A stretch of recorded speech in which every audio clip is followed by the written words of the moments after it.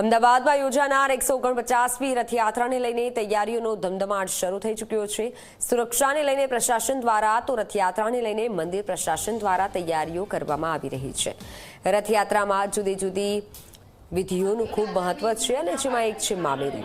ભગવાનનું મામેરું કરવાનો લહાવો દવે પરિવારને મળ્યો છે, જેને લઈને દવે પરિવાર દ્વારા મામેરાને લઈને તૈયારીઓ પૂરજોશમાં કરવામાં આવી રહી છે। સાથે મામેરાનો લહાવો મળવાના લીધે પરિવારજનોમાં પણ ખુશીનો માહોલ છે। ભગવાનની સેવાનો લાભો કેટલાક લોકોને મળતો હોય છે જે ખૂબ કિસ્મતવાળા હોય છે અને એમાં પણ ભગવાનના મામેરું ભરવાનું, ભગવાનના જગતના નાથનું મામેરું ભરવું એ અનમોલ જે તક છે, ઓપોર્ચ્યુનિટી છે એ થલતેજ વિસ્તારના દવે પરિવારને મળી છે। અત્યારે આ પરિવાર આપણી સાથે ઉપસ્થિત છે અને ખાસ જ્યારે ડ્રો નીકળ્યો ત્યારે જે દવે પરિવાર છે એ દ્વારકાધીશના દર્શન માટે જ તેઓ ગયા હતા અને ત્યાં જ તેમને ભગવાનના આશીર્વાદ પણ મળ્યા। આ પરિવાર સાથે વાતચીત કરી અને એમને પૂછ્યા છે કેટલી ખુશી અને કેવી તૈયારીઓ ચાલી રહી છે। બસ બહુ જ અમને તો બહુ જ એ જ વખતે બહુ જ ખુશી થઈ, કારણ કે છેલ્લા 5-7 વર્ષથી ટ્રાય કરતા હતા અને થયું અને કુદરતી હું દ્વારકા હતો અને જ્યાં ફોન આવ્યો અને અમારી તૈયારી એવી છે કે ભગવાન 12 તારીખે ગ્રીનફિલ્ડ બંગલો પલોડિયા પધારશે। 9 વાગે અમે શોભાયાત્રા કરવાના છે, પછી પ્રસાદ છે અને પછી રાત્રે ભજન મંડળી સરઢવની બોલાવી છે અને એનું રાત્રે 8 થી 11 ભજન પણ છે।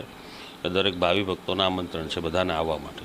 બિલકુલ, આપ નવું ઘર આપ લઈ રહ્યા છો, નવા ઘરમાં જઈ રહ્યા છો, પણ આપ પહોંચો એની પહેલાં તો ભગવાન જ પહોંચી ગયા છે। કેવી લાગણીઓ? લાગણીનું તો કંઈ એક્સપ્રેસ હું કરી શકતી જ નથી અને ભગવાન આવવાના છે એના માટે મને એટલો બધો ઉત્સાહ છે કે એનું હું ફીલ કંઈ કરી શકતી નથી અત્યારે હાલમાં। આટલો મોટો પ્રસંગ ઘરે છે, રોજ કંઈક ને કંઈક મગજમાં આવતું હશે કે આ કરીએ, વાલા માટે આ કરીએ, લાડ આવી રીતે લડાઈશું, કઈ તૈયારીઓ કરી તમે હજી સુધી?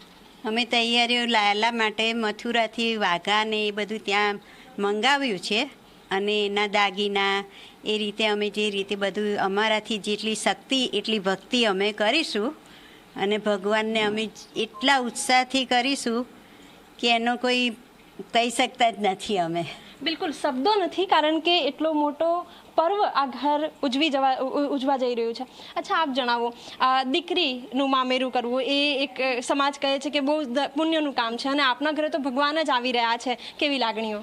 બહુ જ ખૂબ સુંદર લાગણી છે ભગવાનનું મામેરું કરવાનો પ્રસંગ અને આ અમને લાવો ભગવાને આપ્યો એ બહુ ખરેખર કે અમને એ યોગ્ય ગણ્યા ભગવાને, કારણ કે ભાઈઓને બેન નથી પણ હવે સુભદ્રાજી અમારા નણંદ બનવા જઈ રહ્યા છે। એ ખૂબ લાગણીનો એ છે કે અમે કંઈ બી કરીશું તો એ અમને એવું લાગે છે કે ભગવાન અમને ખૂબ ખૂબ આશીર્વાદ આપે, અમારાથી બનશે એટલી સારી શક્તિ ભક્તિ અમે બહુ જ સરસ કરવાના છે। ભગવાન અમને બસ શક્તિ આપે।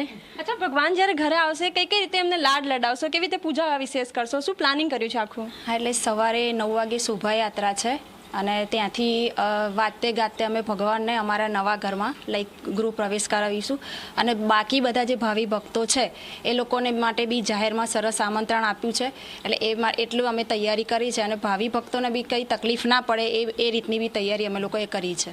અચ્છા, વાઘાની વિશેષ તૈયારીઓ કરી છે, ક્યાંથી આ વાઘા મંગાવવામાં આવ્યા છે, શું વિશેષ એમાં ડિઝાઇન અંકારવામાં આવશે?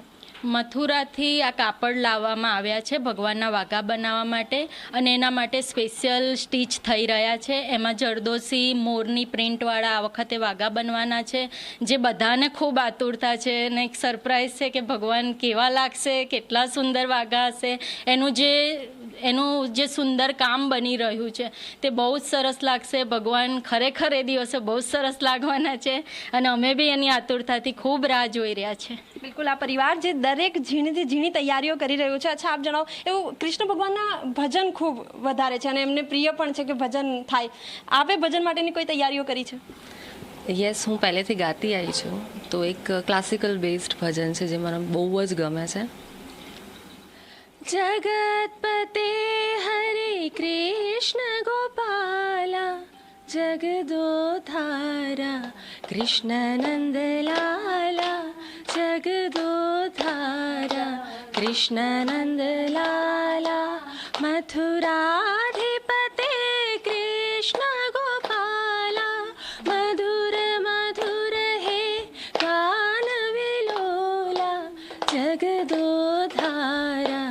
કૃષ્ણ નંદલાલા જગદોધારા કૃષ્ણ નંદલાલા. બિલકુલ, તો ભગવાનના ભજન સાથે ભગવાનની દરેક વસ્તુઓની તૈયારીઓ સાથે જે રથયાત્રાની તૈયારીઓ છે એ ચાલી રહી છે અને જે મામા પક્ષના જે લોકો છે, યજમાન છે, તેઓ પણ પૂરજોશમાં તૈયારીઓ અત્યારે કરી રહ્યા છે. કેમેરામેન તુષાર શાહ સાથે સપના શર્મા, ઝી 24 કલાક, અમદાવાદ.